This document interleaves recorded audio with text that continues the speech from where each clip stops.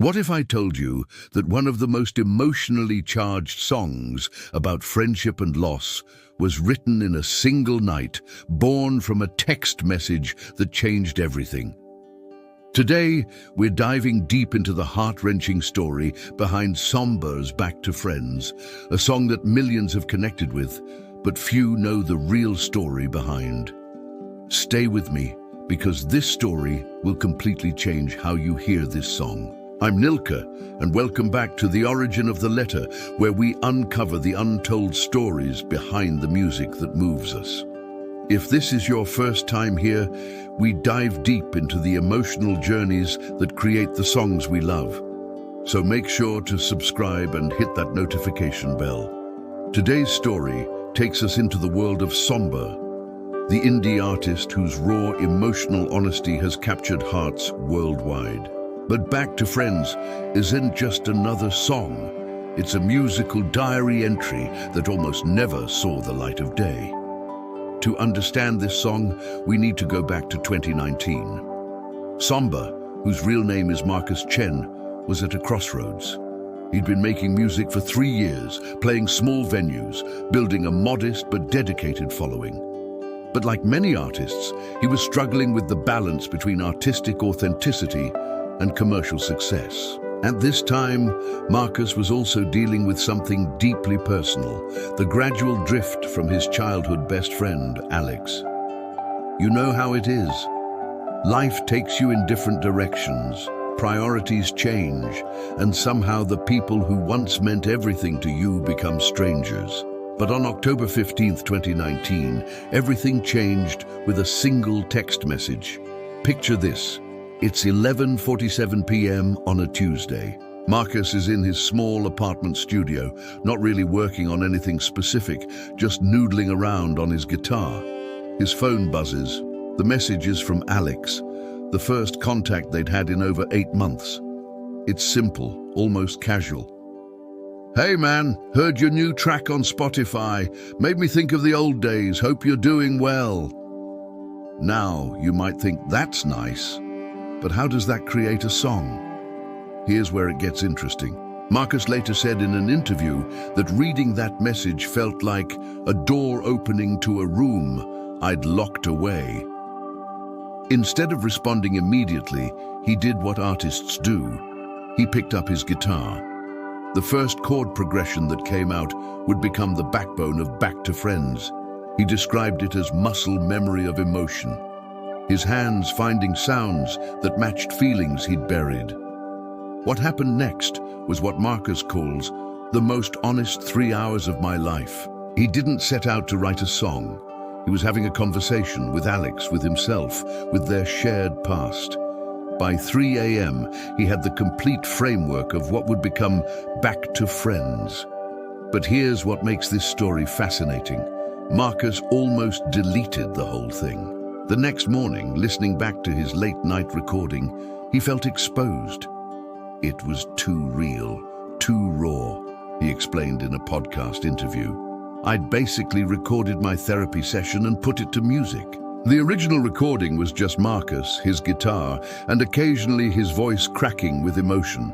No production, no polish, just pure vulnerability. He sat on it for 2 weeks, unsure if it was even a song or just a personal moment that happened to have a melody. It was his producer and friend, Sarah Kim, who convinced him to develop it further. She heard the raw recording and immediately understood its power. "This is why people connect with music," she told him. "Not because it's perfect, but because it's true." The production process was intentionally minimal.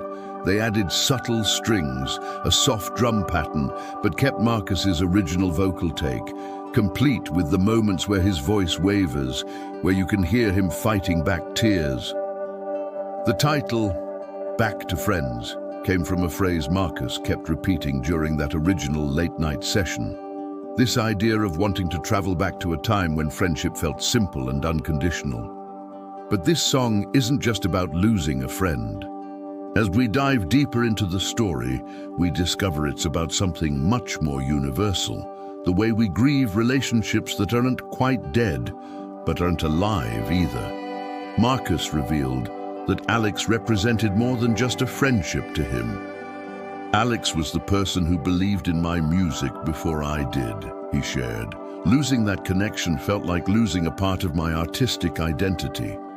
The song explores what psychologists call ambiguous loss, mourning something that's still technically there, but fundamentally changed. Unlike a breakup or a death, the loss of a drifting friendship has no clear endpoint, no closure. This is why millions of listeners have connected so deeply with Back to Friends. It's not about one specific relationship. It's about all the people we've loved and lost to time, distance, and change. It's about the versions of ourselves that died with those relationships. Marcus didn't just write a song about missing his friend. He created an anthem for anyone who's ever looked at their phone, scrolled through old messages, and wondered, what if? When Back to Friends was released in December 2019, Marcus had no idea what he'd created.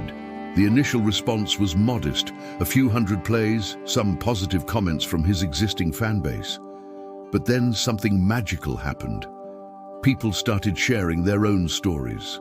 The song began spreading organically, not through algorithmic promotion or marketing campaigns, but through genuine human connection. Fans would post videos of themselves crying while listening, sharing stories about their own lost friendships. One viral TikTok showed a girl playing the song while scrolling through photos of her former best friend, captioned, "This song put words to feelings I didn't know I had." That video got 2.3 million views and introduced Back to Friends to a whole new audience. Within 6 months, the song had over 15 million streams. But more importantly, Marcus started receiving messages from people saying the song helped them process their own grief, some even reaching out to old friends after hearing it. The most touching response came from an unexpected source, Alex himself. 3 months after the song's release, he sent Marcus a long message. While we don't know the full contents, Marcus has kept that private, we do know it led to a phone conversation, their first in over a year. Today, Back to Friends stands as more than just a successful song. It's a testament to the power of artistic vulnerability. Marcus took his most personal moment and transformed it into something universal.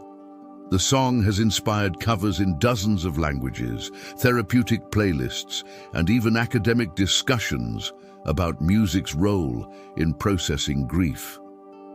But perhaps most importantly, it's reconnected countless people with their own Alex.